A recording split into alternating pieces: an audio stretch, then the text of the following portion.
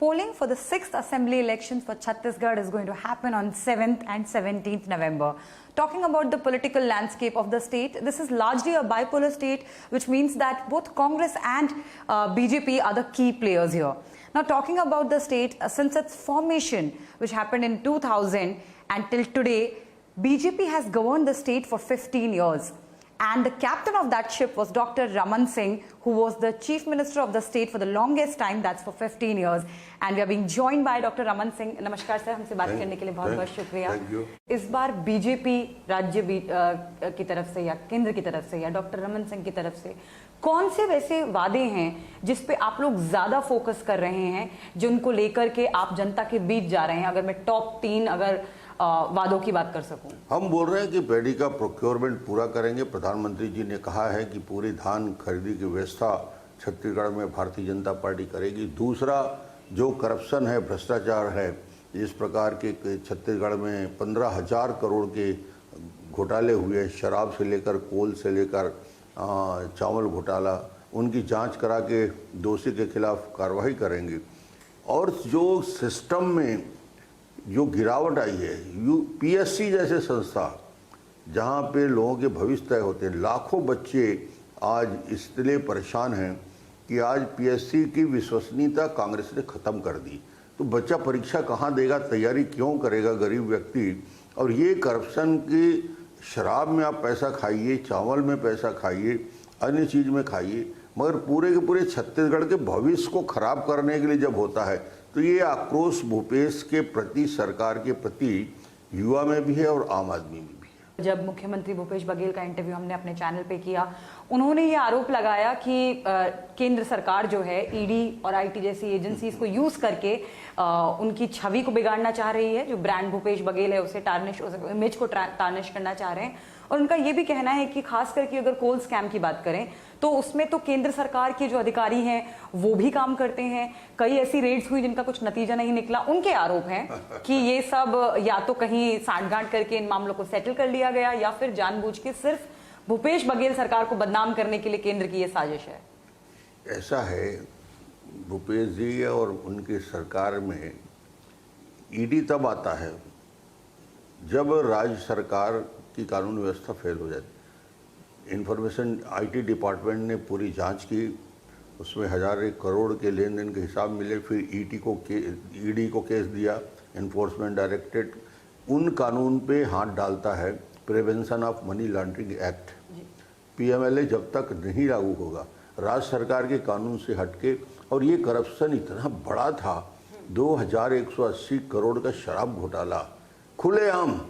यानी हिंदुस्तान में ऐसा कहीं नहीं होता होगा कि शराब के दुकान में, सरकारी दुकान में 40% अवैध शराब बिना होलो मार्क के बेची जा रही हो और उसकी वसूली के बच्चा छत्तीसगढ़ जानता है। 25 रुपया कोल पे। अच्छा, भूपेश जी से मैं पूछना चाहता हूँ कि कोल का सिस्टम हमने बनाया था डीओ जारी करने का, उसको हमने ऑनलाइन किया था।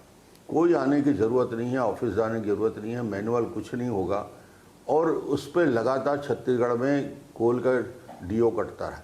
इन्होंने आते ही पहला करप्शन का जड़, आपने ऑफलाइन क्यों किया? लोगों को बुलाया क्यों? बुला के सबसे 25 रुपया टन लेने की बात हुई और ये 525 करोड़ प्रमाणित है। और ईडी ने, मैं नहीं कहता, 13,000 पेज के दस्तावेज न्यायालय में पेश किए हैं। इनके 2 अधिकारी 7-7 महीने से जेल में हैं। जिसने ऑनलाइन को ऑफलाइन किया वो भी जेल के अंदर है 7 महीने से।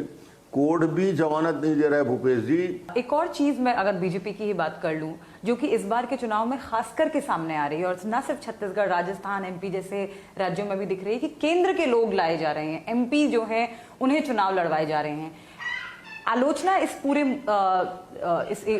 कदम की ये है कि स्टेट की जो लीडरशिप है उस पर क्या आपको लगता है कहीं ना कहीं केंद्र सरकार भरोसा खो रही है, इसलिए उन्हें केंद्र से लोगों को लाने की जरूरत पड़ रही है? भले ही उनका बेस स्टेट में रहा हो, लेकिन फिर से उन्हें स्टेट में लाया जा रहा है। कौन सा केंद्र से? कोई नहीं आता। मतलब एमपीज की बात कर ले, 4 एमपीज को टिकट ऑलरेडी मिल चुके हैं, रेणुका सिंह, विजय बघेल। लोगों को क्लियर कर दूं कि यदि पाटन विधानसभा की बात करें और विजय बघेल विधायक थे हमारे, याद ये दिलाना चाहता हूँ, भूपेश बघेल ने विजय बघेल ने भूपेश बघेल को चुनाव हराया है जी। और फिर लोकसभा गया, लोकसभा के बाद फिर विधानसभा आ रहा है। तो स्टेट का है। रेणुका सिंह हमारी विधायक थी, मंत्री थी, लौट के आई, फिर से वहाँ पे अपना कार्यकाल पूरा कर रही है, उसके बाद फिर विधानसभा के लिए तैयारी कर रही है। तो अधिकांश लोग स्टेट की राजनीति से जन्म लेकर संगठन में काम करके आगे बढ़े हैं। कोई बाहरी नेता नहीं, छत्तीसगढ़ का ही है। सर, आरोप प्रत्यारोपों के बीच में एक जो क्लेम कर रही है भूपेश बघेल सरकार, वो ये कि मैं नक्सलवाद के बारे में बात करना चाह रही हूँ कि उन्होंने पिछले 5 सालों में उनकी सरकार ने करीब 600 गांवों को नक्सलवाद से मुक्त कर दिया। जो उनका कहना है कि जो काम भाजपा सरकार नहीं कर पाई, और उसका एक नमूना हमें दिखा था, एक एग्जाम्पल दिखा था जब 2018 के चुनाव में दंतेवाड़ा के पास नीलाव्या में एक दूरदर्शन के वीडियो जर्नलिस्ट थे, उनकी मौत हुई और बाकी सुरक्षा कर्मियों की मौत हुई। तो उसमें आपका क्या कहना है, कितना आप किस तरह से आकेंगे अपने 15 साल के काम को नक्सलवाद मुक्त करने में राज्य को, और भूपेश बघेल सरकार के पिछले 5 साल के काम को? नक्सल के खिलाफ लड़ाई की पृष्ठभूमि और तैयारी बीजेपी ने ही किया। कांग्रेस के पूरे शासनकाल के दौरान नक्सलियों को संरक्षण दिया गया, बढ़ाने का काम किया, चाहे मध्य प्रदेश की सरकार हो, चाहे कांग्रेस की सरकार 2003 तक यहाँ थी, उस सरकार थी। हमने कार्य योजना बनाया, नए फोर्स हमने तैयार किया, 70,000 पुलिस के जवान की भर्ती की, 1-1 करोड़ के लागत से नए थाने का निर्माण हमने किया, आधुनिक शस्त्र उनको दिया, जंगल वारफेयर कॉलेज की स्थापना की, और यूथ टीम के साथ हम नीचे स्तर में सड़क निर्माण के साथ साथ नीचे थाने और चौकी बनाने की प्रक्रिया बढ़ते रहे। उसकी वजह से आज फोर्स जो है अंदर तक जा पा रही है। वहाँ बिजली पहुँचाया, वहाँ सड़क पहुँचाया, वहाँ पानी पहुँचाया, वहाँ राशन पहुँचाया, विश्वास जीता लोगों के। इसकी वजह से छत्तीसगढ़ में हम आगे बढ़े हैं। हमारे ही चैनल पर इंटरव्यू देते वक्त मुख्यमंत्री ने एक नारा दिया कांग्रेस के लिए कि अब की बार 75 पार। तो आपको क्या लगता है वो कितना उनका, आपके आंकड़ों की अगर मैं बात कर लूं तो आपका क्या है अनुमान इस बार की 90 में से कितनी सीट्स इस बार भाजपा ले जाएगी, और क्या कितनी बड़ी मेजॉरिटी से आप सरकार बना पाएंगे, अगर बना पाएंगे तो? 75 पार की बात जो मुख्यमंत्री जी कह रहे हैं जी, वो छत्तीसगढ़ को एक बार घूम के पूरा देख रहे हैं। इस बार पूरे छत्तीसगढ़ में कांग्रेस साफ होने जा रही है। 75 पार तो छोड़िए, साफ होने जा रही है, और भारतीय जनता पार्टी स्पष्ट बहुमत के साथ छत्तीसगढ़ में सरकार बनाने जा रही है। हमसे बात करने के लिए बहुत बहुत शुक्रिया sir. So this was Dr. Raman Singh, former CM of Chhattisgarh and a prominent BJP leader.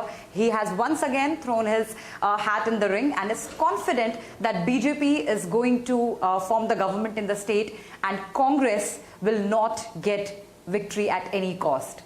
In Chhattisgarh, with camera person Swapnil Bhandekar, this is Santya for CNBC TV 18.